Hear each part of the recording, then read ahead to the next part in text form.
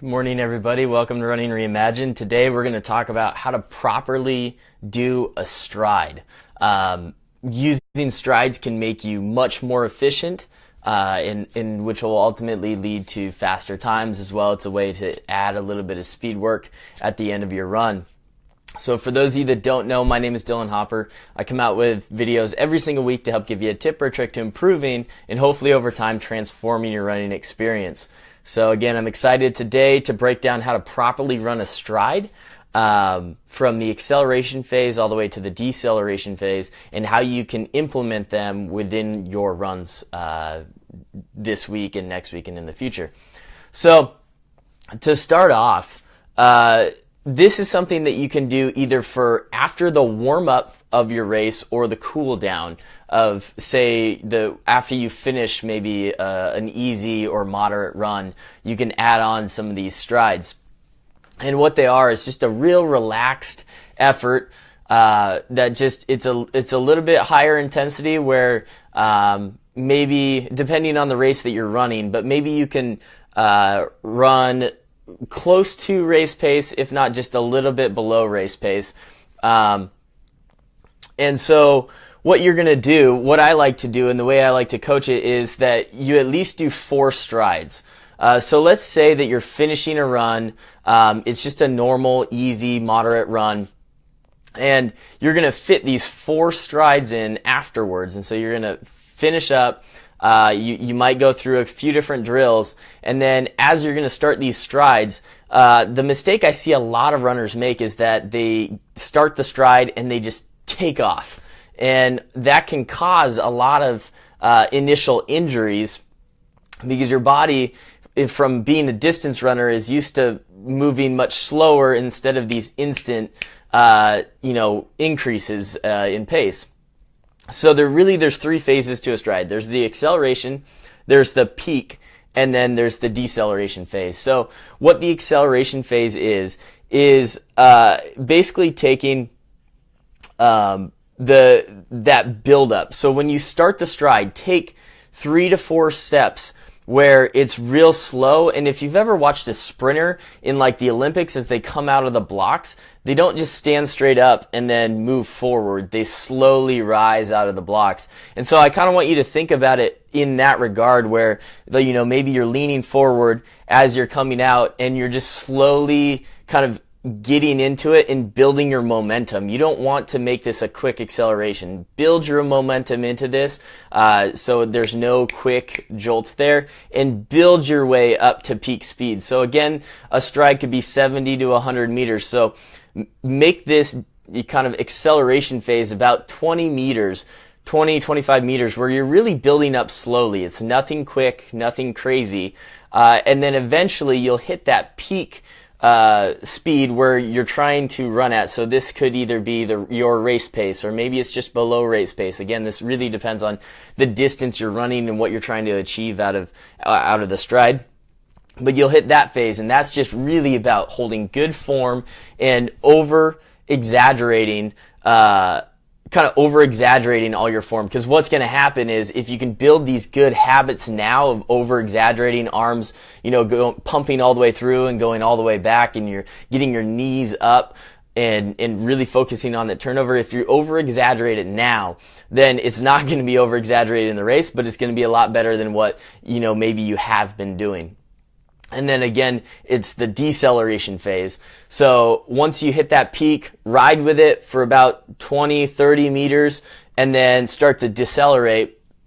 And you're going to decelerate for the exact same amount of time that you accelerated for. So, whether that was 20, 30, you can even go 40. Honestly, take as much time as you need to decelerate. So you just worked your body up to a peak speed. Well, I think a mistake that a lot of people make is that they get to the end of that stride and they just stop.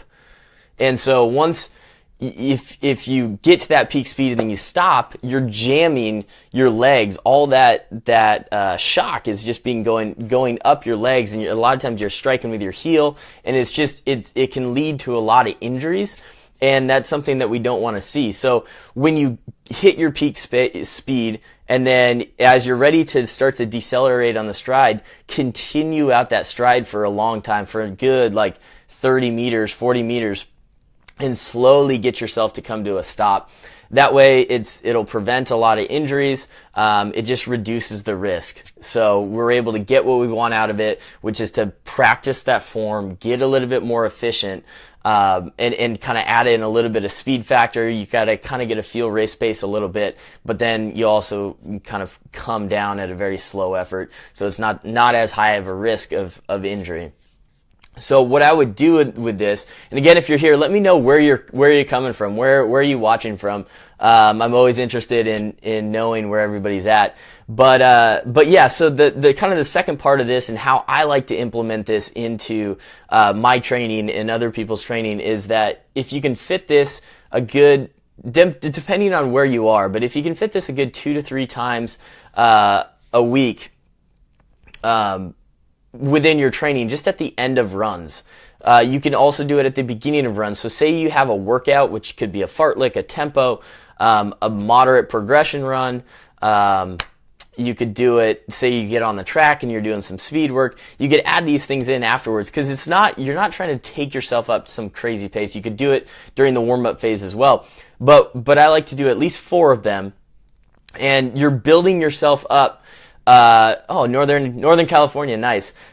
So I like to build myself up. So you're starting out at around 60%, is the first stride. So it's real slow. So even that peak speed that you're running at, it's well below what your race pace is. It should be almost like a very conversational pace, and you're really just focused on form. The next one, you can go up to 70%, and then 80%, and then 90%. And so it's a slow build-up throughout the whole process. And this way, by the time you get to that 4th stride and you're going at a pretty good clip, your body's already warmed up and it's already ready to go. It's already used to it. So that risk of injury again is going to be reduced. And ultimately we want to be able to get the most reward out of the least amount of risk in injury. And we really don't want to get hurt. So that's kind of how I like to implement it. I think if you can build yourself up, let your body get used to what you're doing. And by the 4th time, it's going to be ready to go. And you're going to start to feel good and efficient as you're coming down that stride. If you can fit those strides in 2 to 3 times per week, it can be just a tremendous tool in making you more efficient, which over time will make you faster.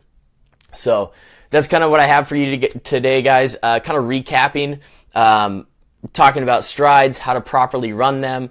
There's kind of 3 different phases. There's the acceleration, the peak, and the deceleration phase. So essentially you're accelerating for about 20 to 30 meters, a real gradual acceleration picks up your momentum. You hit that peak of speed of your stride for about 20 to 30 meters, and then you hit that deceleration phase as you come out of the peak phase. And this is just that slow kind of gradual decrease in speed all the way to a complete stop. But you don't want to stop instantly out of your peak phase because you're running a pretty good speed and you just end up jamming kind of your legs, and it would just result in injuries, and we don't want that to happen. And then also the way I like to use them is I like to do 4 different strides. I like to start off only going about 60% effort in my peak, then 70, 80, and then 90. And so the last one I'm finishing is pretty quick, but I've warmed my body up to that already. So I hope you guys enjoyed that. If you did, please hit the like button. If you know someone else who would benefit from this video or these live videos in general, please share it with them. It's my goal to help as many people as possible, and I really hope that we can do that. So have a great day, guys. Take care, and let me know if you have any questions in the comment below. Bye.